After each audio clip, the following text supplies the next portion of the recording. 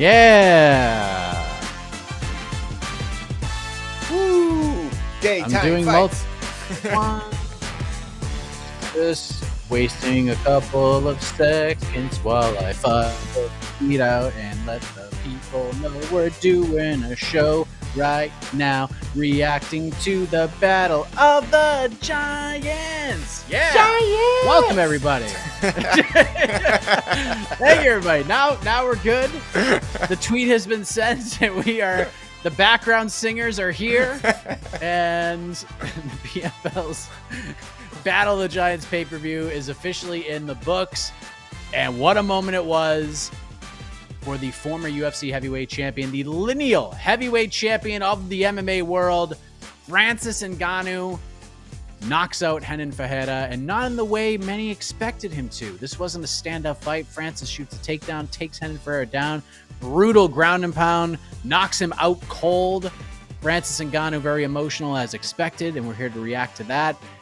And also the incredible co-main event between Chris Cyborg and Larissa Pacheco. A little special edition of the post-fight show, as we'll touch on in a matter of moments. But I am Mike Heck, and back again, producer extraordinaire, the hardest working man I know, baddest stash, EKC Live, producer extraordinaire. There he is. Lots of cheers. Woo! Battle of the Giants.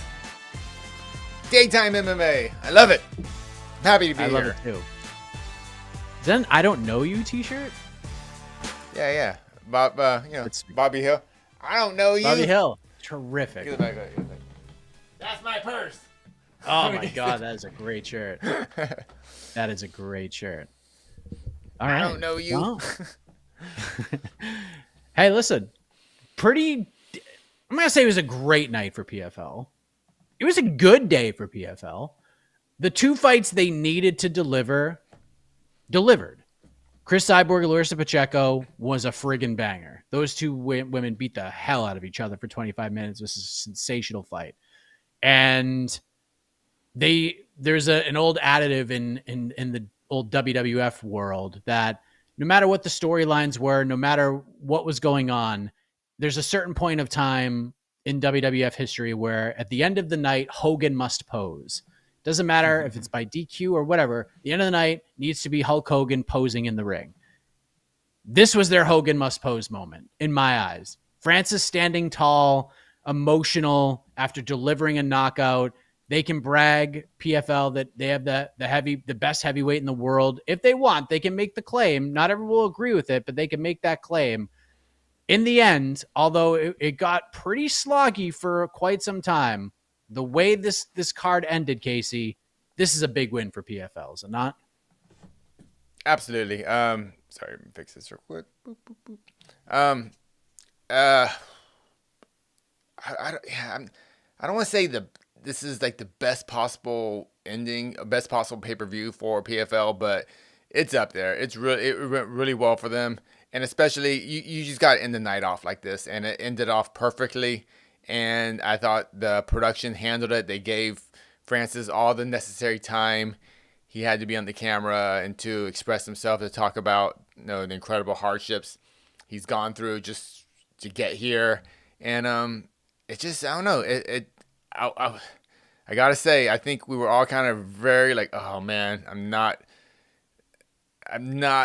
we were very skeptical about this pay-per-view, but PFL did it, and they pulled it off, and their man won, and won big. And I don't know if this saves the PFL in the sense that now they really are the co-leaders, but it's a stay of execution for PFL, because PFL was not in good shape, I don't feel. And tonight they look big. They and they did a great job. And congrats to PFL, congrats to the fighters. And I really had an enjoyable time watching especially the last two fights, which were really the fights that we all came to see. Yeah, completely agree. This needed, to me, I think this needed to be their UFC 300, the way they built this card. Like every name they have in the merged organizations all should have been on this card to some extent, outside of like the ones that were fighting for the championship, like Dakota Ditcheva and stuff like that. Like they need to be saved for those cards. and it was just a good solid night. Renan Ferreira did his job terrifically, where people believed he could win, and he could have. He's had a terrific run. Oh, yeah. He was built up as this huge guy that posed this massive threat to Francis Ngannou. And in the end, the man showed up, looked massive, looked dangerous, was confident. That face-off was fantastic. Francis gets the win. Renan can still go fight for $1 million if he wants, or just fight other knockout artists in fun fights on pay-per-views or just main cards they want to do. And then Francis can kind of just go off and do his own thing right now, right? Like he can go box Deontay Wilder. He could just go fight a bunch of heavyweights. He could fight Ryan Bader if he wants to. He can fight Vadim Nemkov, which I think would be the most interesting fight that he could get right now.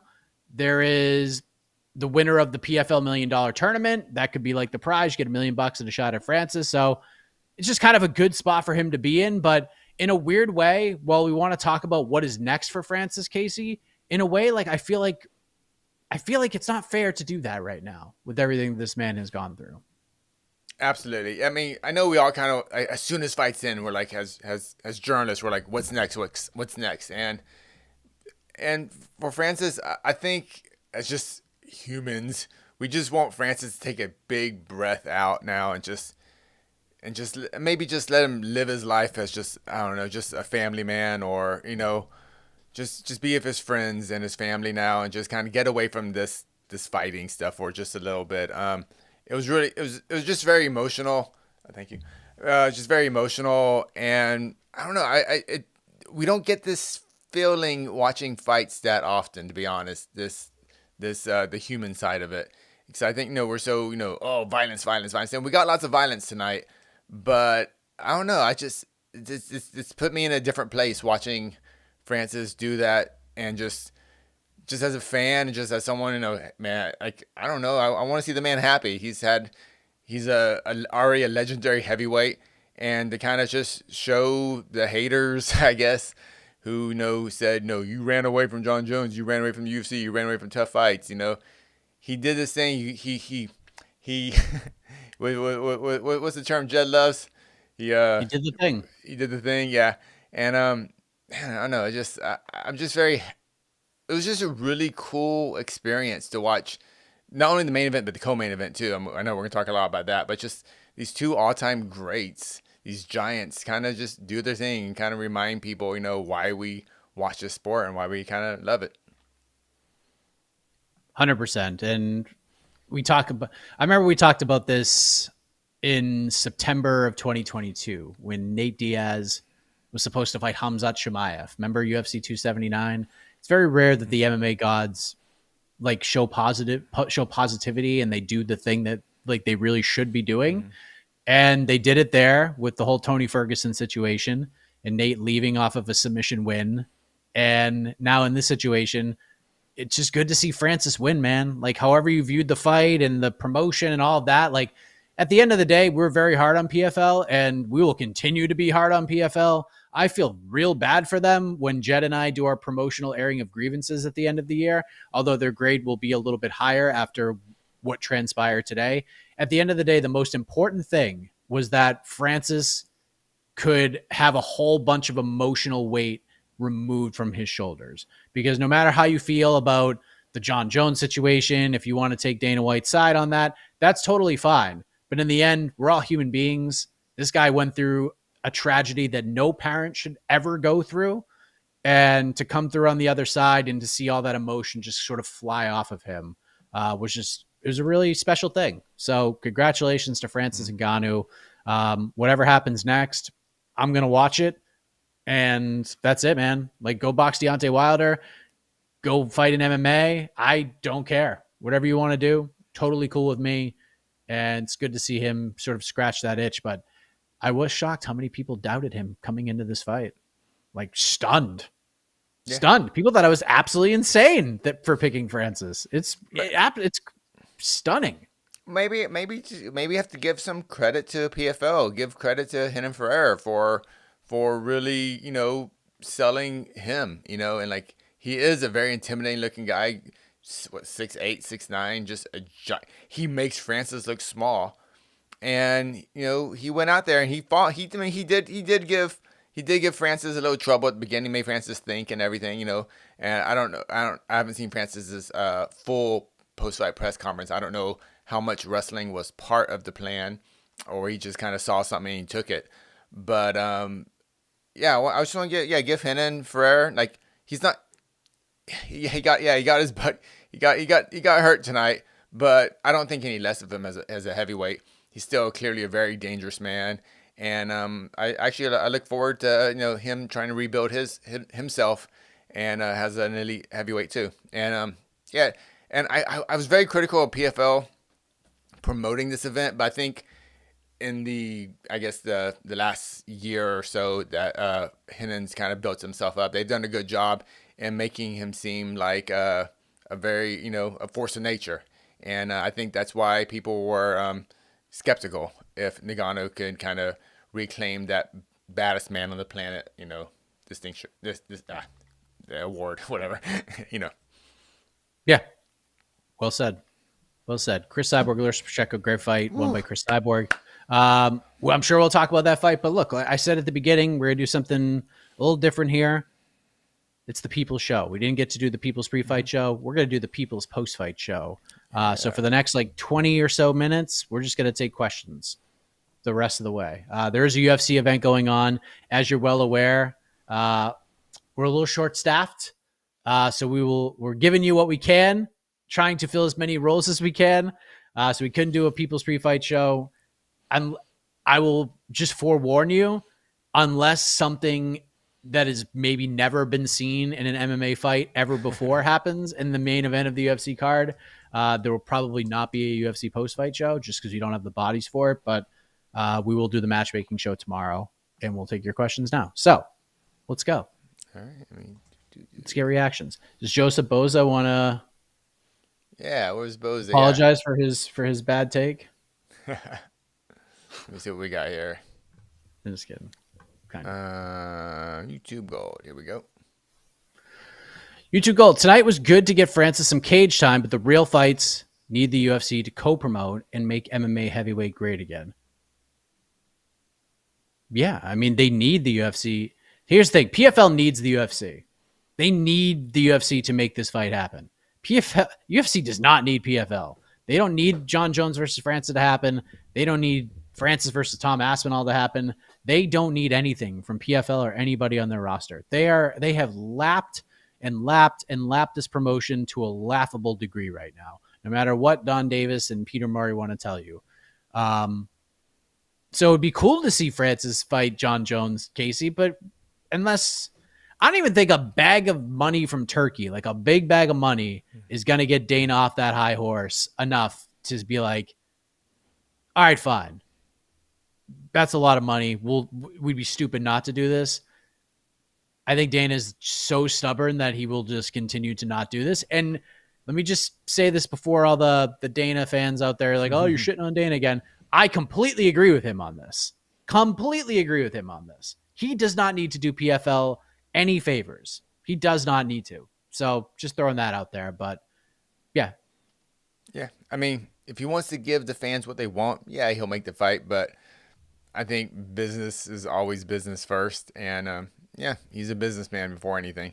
So yeah, I don't expect that to not even come. Yeah, let me ask you this. Yeah. Let me ask you this question, because I thought about this in the follow of this. What's the biggest fight that could be made at heavyweight right now?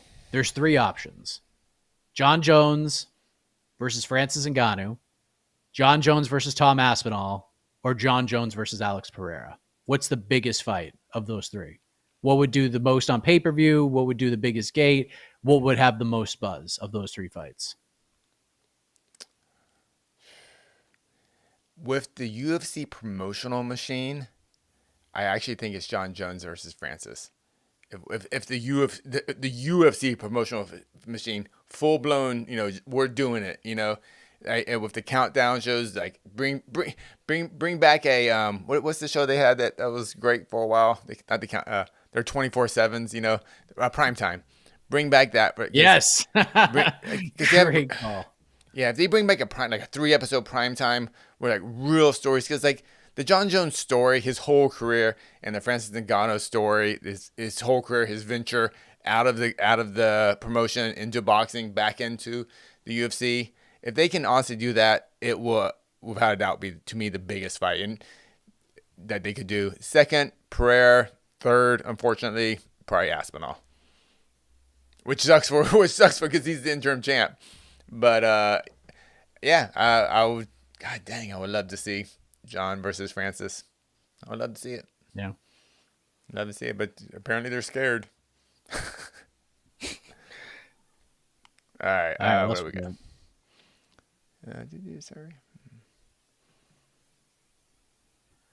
I really thought Francis would be slower getting started considering his last outage.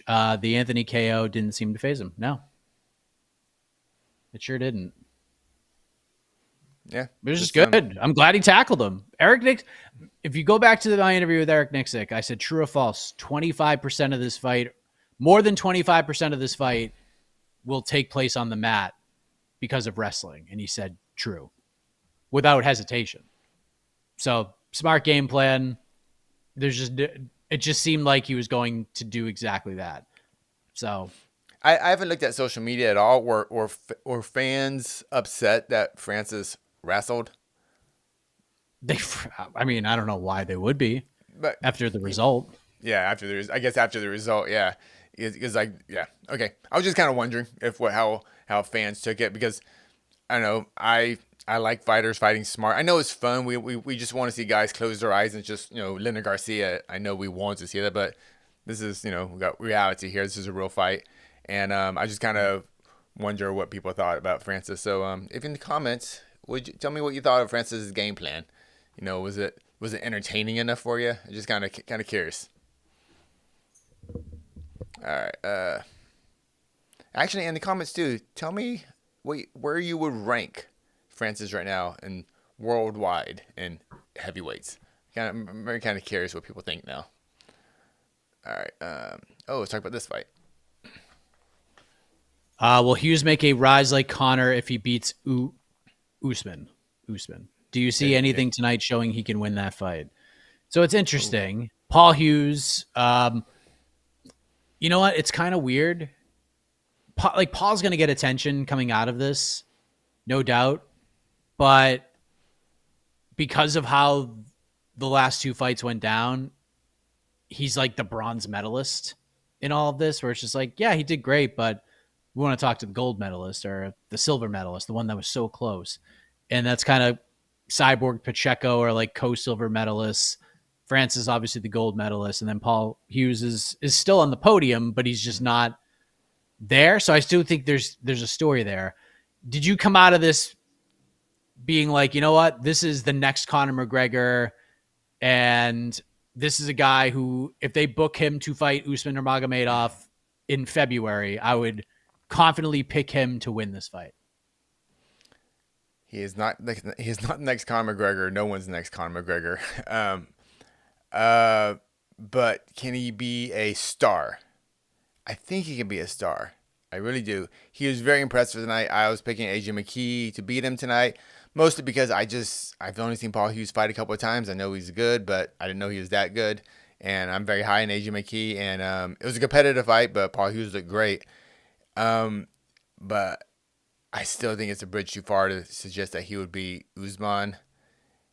Yeah, it's nothing against Paul Hughes. Just like in my personal rankings, I have Usman has the second best lightweight in the world. I know that's a little higher than everyone else, but I'm just very high in the guy. I think he's incredible, and Paul Hughes looks like he's a legitimate, top 10, top 5 lightweight in the world. Let's go top 10. I don't know, not top 5 yet, but top 10, top 15 for sure. But the problem is I just don't know how many.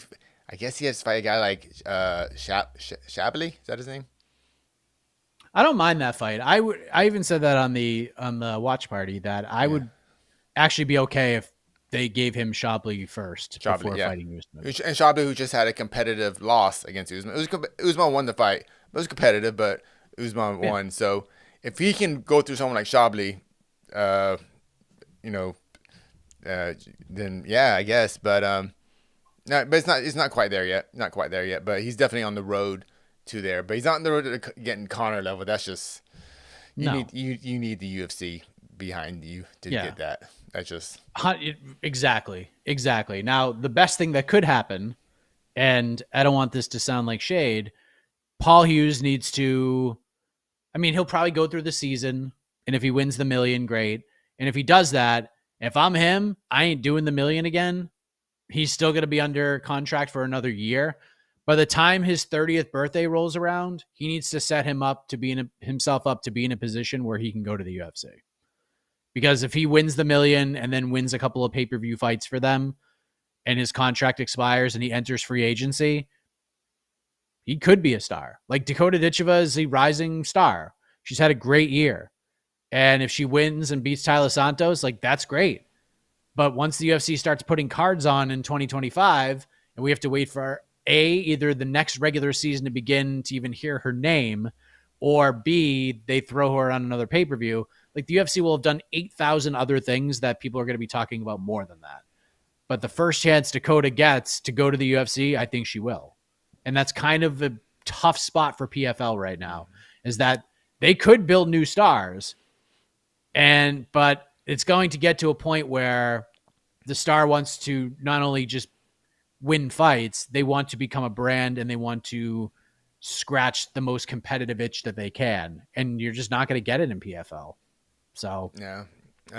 Yeah, it's just unfortunate. But I would not pick Paul Hughes to beat Usman Nurmagomedov. No. I was good win tonight, but I can't. I wouldn't have picked AJ McKee to beat Usman Nurmagomedov. Yeah, no matter what happened, unless they threw some just laser punch, I don't know, the AJ McKee exploded or something like, whoa, I don't know who's going to stop that. Outside of some supernatural force, there was nothing those two gentlemen could do tonight that was going to make me think that they were going to beat Usman. But Paul Hughes has proven to me, though, he has maybe earned the chance to get his butt kicked by Usman, which is still a big deal to even enter the cage of someone that good. A couple of people have said, as far as where you're ranking Ngannou, we got basically everyone's like, number one. I mean, if someone from Boston's ranking him number one, then I gotta, shout out. Got the new socks cap that I gotta break in right now. So, but more importantly for PFL, they're back in the conversation now. When we're talking heavyweights and stuff, now we're mentioning PFL again. So they're at least the promotion itself might not be. They're not co-leaders. They're not strike. They're not even Strikeforce. Even Strikeforce at its height. But they're talked about. They're Bellator. They're Bellator 4 years ago. 5 years ago. Do you remember when Coker would go to those press conferences and he would say things that just were wrong, but good promoter speak, being like, AJ McKee had won the semifinals of the Grand Prix. This is before the Pitbull win. And he was like, AJ McKee is not just the best featherweight in the world. He's the best pound for pound fighter in the world right now. And I'm just like, okay, that's a little ridiculous. That's a little crazy. And then he would do that every once in a while. And we'd be like, all right, it's not true, but you're doing it in a respectful way. So I can't hate it too much. And then fast forward 2 years and you have Patchy Mix and you have Johnny Eblin and you have some of these other guys that and Usman Nurmagomedov and even Pitbull and AJ McKee. You put yourself in a position, even with Corey Anderson, when he was battling for the light heavyweight title, where you legit have 4 or 5 cases where you bet your champion might actually be the best fighter in the world. PFL just does not have that right now. But with Francis, he's the legit first one that they have ever that they can say that we have legit. And if Renan Ferreira had won, it would have been a great win for him. And for the next 72 hours, people would have been talking about him. And then come Tuesday, because UFC 308 fight week, wouldn't be talked about again. And it would be a much harder sell for Don Davis and company to be like, Renan Ferreira is the best heavyweight on planet Earth right now. He's better than John Jones. He's better than Tom Aspinall. It's not as sellable. But Francis, there's some cachet there. There's at least a little bit of oomph. There's a discussion to be had. So it's important. Now, I guess the issue is if I think we're all assuming Francis in the next 6 months will go bounce back over to boxing. How long can PFL kind of keep that momentum? Or was once he bounces, does PFL just back to where they were yesterday? Or Probably. I don't know. I don't know. We'll have to wait and see. Yeah. Just first of all, stop with the Bellator shit. Can we just stop with this? Get rid of it. I was so Get confused. rid of it. Why, Get rid of it. You've canceled 3 shows. Like, stop it. Stop with the Bellator. Just dump it. Dump it all together and just be super PFL. And then you could do like more stuff. Like, you could just do more things. Like, you could still do the season, but you could still put on like a fun card once a month. It doesn't have to be a pay-per-view with like other fighters. Just the whole Bellator thing like killed them. They've just had such a bad year. But, maybe October is like officially Francis Ngannou PFL fight month. And I'm okay with that. But just do other cool things before that. And then we're okay. All right. We don't have any questions on this, but can we talk about Cyborg and Pacheco?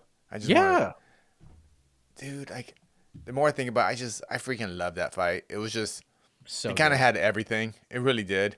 It had swings in it. There were moments both fighters looked like they were done. Pacheco just had I didn't realize how incredibly tough Pacheco was. Like she just did not show damage. She ate a full-on kick to the dome, just ate a bunch of hard overhands, and just kind of, I think she got dropped a couple of times, and she kind of worked her way up and then back to normal. Her cardio looked amazing. I mean, if you just go by pride rules, yeah, she probably won the fight, But yeah, I was just so impressed by both women. Cyborg at her age, 39, I think she is. She's been at this for 20 years, fighting at an incredibly high level.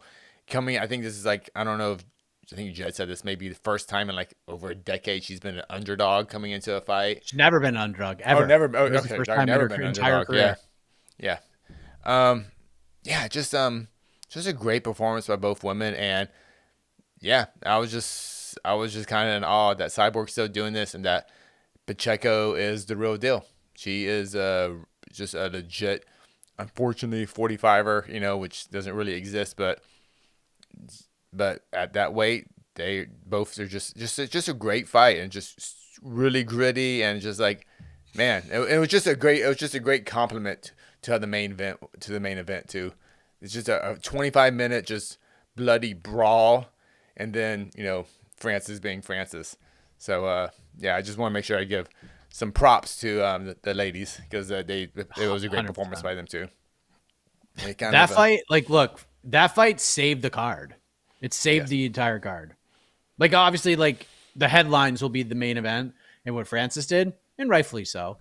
But that card was heading towards Slog City, and those two from immediately, as soon as that fight started, they threw fastballs at each other and a bunch of them. And Pacheco's not a human being. She's just not human. Chris Cyborg, still at 39, has a spectacular chin on her. She cuts very easily, but she battled through it. Globs of Vaseline just hanging off her eyeball and just fighting away. It was a great, great fight. I loved it. I want to see them fight again. Yes. And that leads me to this question I have for you, Casey Leiden, because I don't know, people weren't sure what to expect from Chris Cyborg. She had gone to boxing. There was, all the public back and forth on social media. And we know that that's, especially on Twitter, that is not Chris at all. If we're doing this super cross promotional card that fans are dreaming of, where the UFC and PFL comes together, if they book Chris Cyborg versus Kale Harrison right now, 145 pounds, who would you pick? Oh man, that's tough. It's tough, right? You know, and the fact that I'm saying that's tough, I mean, that's awesome. That means I really want to see that fight. I'll just say that's I don't know. Unfortunately, Chris is 39. So, but I'm assuming she's still, the age isn't too much of as much as a factor as it probably is. But yeah, I would love to see that fight. I'd love to see the Amanda Nunes rematch. It's something that we're never gonna see. But yeah, Chris Cyborg's back. She's back, and I think she has like at least I would say at least two more big fights in her. Two more big fights, main event, co-main event on pay-per-views. So that's exciting.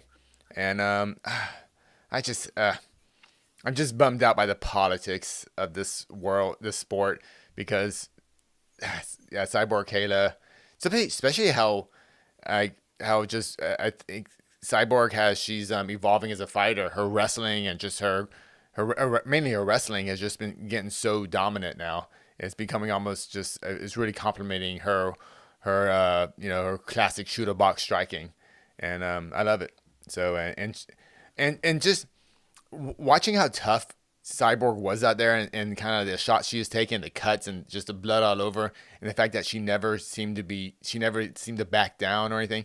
It's insane that Dana and fans would ever accuse her of trying to being scared of another female fighter. It's wild. But Yeah, great fight, great performance, and selfishly, I was very happy with the way that fight went down, because I bet that fight would go to the cards. I can't believe I got plus 200 on that fight going to the cards. It's insane to me. That was like free money, and I felt that even on the preview show yesterday. But good fight, great performance, and and it's one of those fights it's going to be interesting to see what they do with her. Usually, went to the decision. We're kind of like, but this is one of those fights where it went to the decision. You're like, that was a great 25 minutes. So, it wasn't there was a sloggy 25 minutes right before that, but we don't need to talk about that. Yeah. But to Fabian Edwards' credit, it was a sloggy like 21 minutes, and then you're right. You're right. Oh, I forgot the fifth round actually was pretty wild. You're right. Yeah, but they're both just dead. Yeah, just in close, just trying to raise their elbow high enough to land something. Yeah. All right. Do we got anything else? We could take a couple more. Hold on. Charles Johnson and Sue Maderji are battling. Apparently, a point was taken in the last fight in the UFC, which I can't believe it. It's been Name five UFC heavyweights the PFL could lure over that would interest you. Five. Let's go. Let's start with two, maybe. Maybe the loser of the curtain jerker of tonight's UFC Apex card. Rebellis.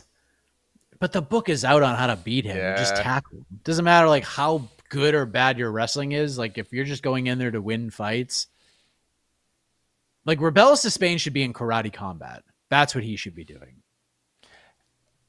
Is it wild that I want to see if Rebellis does get another fight in the UFC? I know he's just fought two ugly fights, but book him against Derek Lewis. Yes. So after his win, I said he should fight Tai Tuivasa. Like immediately do that. Actually, Tai Tuivasa, that's probably a better option. Actually, but now like you've ruined it. You've ruined it. I thought the Austin Lane booking was brilliant, and then I found out yesterday he was trading with Eric Nixick and company at Extreme Couture, and I'm like, they're just gonna tell him to tackle him, because that's exactly what you should be doing. So Derek Lewis would actually be the correct answer, and when Derek Lewis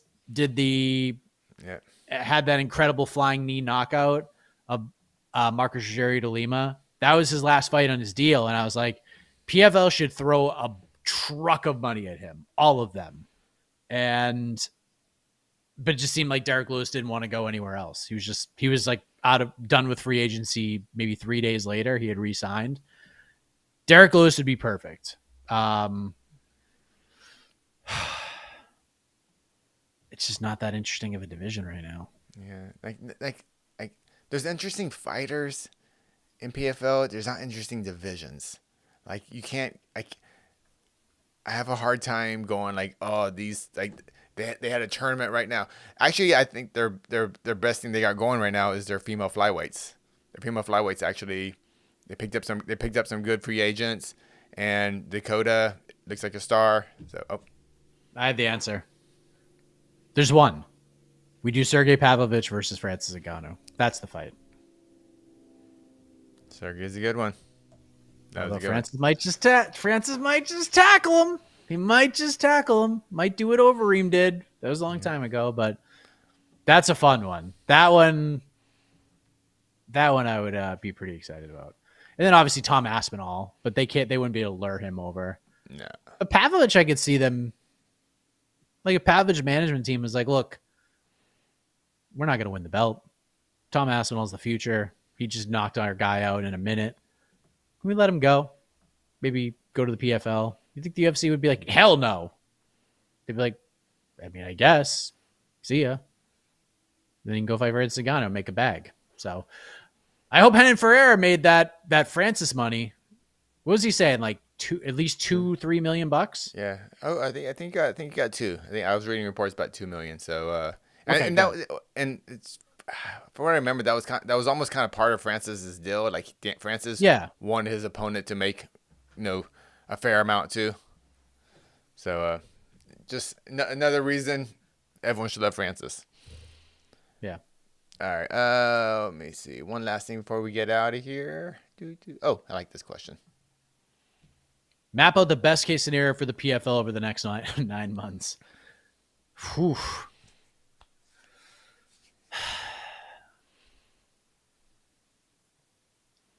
All right, so if I was PFL, I would take this momentum you have right now, okay? Because you have some. You don't get it often. You take this momentum. Don Davis jumps on whatever show, Sports Center, you want to jump on Ariel's show, whatever. And he goes on to simply say, guys, November 29th, PFL World Championship card. We're going to do something we haven't done in years. It's going to be free on ESPN Plus, just to ESPN Plus subscribers.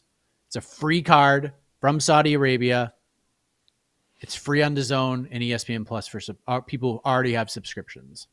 That would be a great thing to do because then you get eyeballs on the eyeballs that you accrued tonight, which you probably got a few. Turn them over, keep them, maybe get some more. If Dakota Ditcheva goes out and just runs over Tyler Santos, I can assure you people are going to want to see more of her. Then she's a pay-per-view star. Then she's a legit star that people will pay to watch. But you have to get new eyeballs on. So I would come out and give a nice special treat to the fans, do that card for free. I would be very busy in free agency. I would dump Bellator. Bellator needs to be done. Just RIP, get rid of it. It's dumb. We knew it was dumb the second they tried to keep it around. It's just real stupid. They should still do like a PFL versus Bellator thing just for the funsies of it, just to have some fun. Like this was Team Bellator. It's like when WWF bought WCW. Like they were still part of WWF, but these are the WCW guys. So we could still like have those fun cards. So you should probably do that again in February. Another PFL versus Bellator or another PFL versus Ryzen, some sort of cross-promotional event. Have a middleweight season. Have a bantamweight season next year for sure. So announce those. And what I would also announce if I was PFL, if I was Real Smart, especially if you watch Dana White's post-fight presser after the Contender Series on Tuesday. I know this is going. You do an atomweight division as well. Yeah. You do it for the UFC. Beat him to the punch. Beat him to the punch. So when they try, Dana's saying, we want to do atomweight. Like, we're thinking about it. Not anymore. True. If PFL starts it and they sign 8 fighters to fight for $1 million, who are you going to find to start it? So that would be terrific. And then I would say by January or February, you have an opponent picked out for Francis for October. Even if this is a 7 or 8 month build, if this is GSP Michael Bisping, which was like a year build when they announced that fight, fine. Build that up. Francis is fighting on this card. This is who he's fighting. And there you go. That's the best case scenario. And Don Davis should just stop doing interviews. Or Or you know what? Here's my message to Dapper Don. Don, I respect you. You want to do one of these interviews? Do one with me. Do one with me, because what I want to do is I want to do a town hall. All right. I want the people to ask you the questions. I want Casey here to bring them up. Respectful questions. And then I want to see what you got. And then I'll follow up as needed. But that's like, this is the conversation that needs to happen. Like, the people need to talk to you. The people want to hear your reactions to their questions. This is not about selling sponsorships and advertisement and distribution. Nobody in this space cares about any of that. We care about what you're going to do to make your product the best it is for the people who are watching this show right now, the fans that are going to spend the money to watch your promotion. What are you going to do to make them happy? I challenge you to come on here and let's have that conversation. I'm not going to be a jerk about it. You're just going to answer the people's questions. And then if I see something that I feel needs to be followed up on, we'll do it. And we'll do it in a respectful way. But don't go on Bloomberg. Don't do that. Come on. Let's do the thing. Let's have a good advanced discussion. And I'm rooting for you. I want you to do good. I think this would be great for you. I think this would be a great thing for you. Because you're not like, I get you. You're very smart on like whose shows you go on and the conversations that you have. I totally get it. But you even said, like, you're not the media's promotion. You're not the advertiser's promotion. You said you were about fans first and fighters first. You're a fan fighter first organization. You've said that a million times. The fans have things to say to you. They have thoughts. They have takes on what they want to see. Let's hear them out. Come on here and let's hear them out. There you go. Do that. That would be great in the next 9 months. I'll have Command Center 4.0. We'll do it in a nice setup. You can come here. I'll have an extra chair. We can do it right here. We can do it. We got a chair waiting for you. We got a chair waiting for you, Don. With your name on it. I'll wear a suit. I'll wear a suit too. I have any chance I can get to wear a suit and look like a game show host, I'm going to do it. So I'll be happy to do that. But yeah, let's do that. I'm curious. I have questions too about that.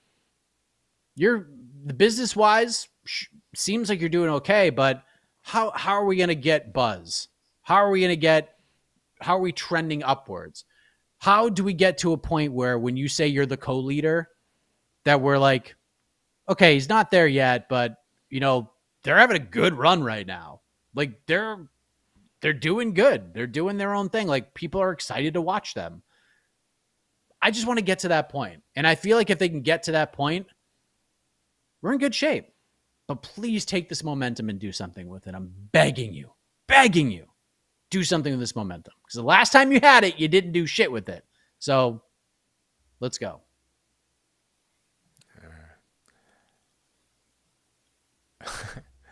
And I was about to get out of here, but we got one super chat. Oops, sorry.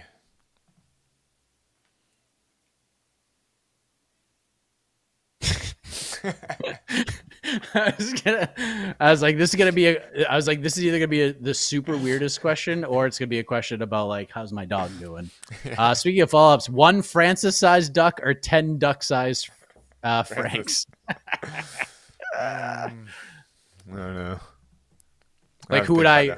Was this like a fight? A fight? Who would I rather fight, or who would I rather like? Who would you rather fight? See a movie with? Who would you rather fight? Oh man, because I don't like the 10 duck-sized Francises. Like how would I not laugh at duck-sized Francis Ngannou's all looking the same, and like if I tell a joke, that laugh that he has that's so infectious, like they just beat me into submission right there. So I'll say 1 Francis-sized duck, but that's probably not going to go. Yeah, I'm gonna great go either way. Yeah, I think either way is a tough night. But thank you for the super chat. What a way to end it. What's going on in the UFC right now? Apparently, it's a really good fight between Charles Johnson and Johnson just landed a big toss. He got side control in round 3. Man, he is What a committed year to it's that been. hairstyle. Yeah, good on him, man. Yeah. Good on him. Rock Well, confidence. thank you, everybody. Could you grow that hair? Could you do a Charles Johnson? I probably could. I'm not going to, but I could. That I absolutely could do. But look, you can go watch Charles Johnson for the next 50 seconds, and then the rest of UFC Vegas 99. And AK and I will be back tomorrow, and we'll talk all about that card from a matchmaking perspective. And then, guys, UFC 308 Fight Week. We're just about there. I'm so effing excited for UFC 308.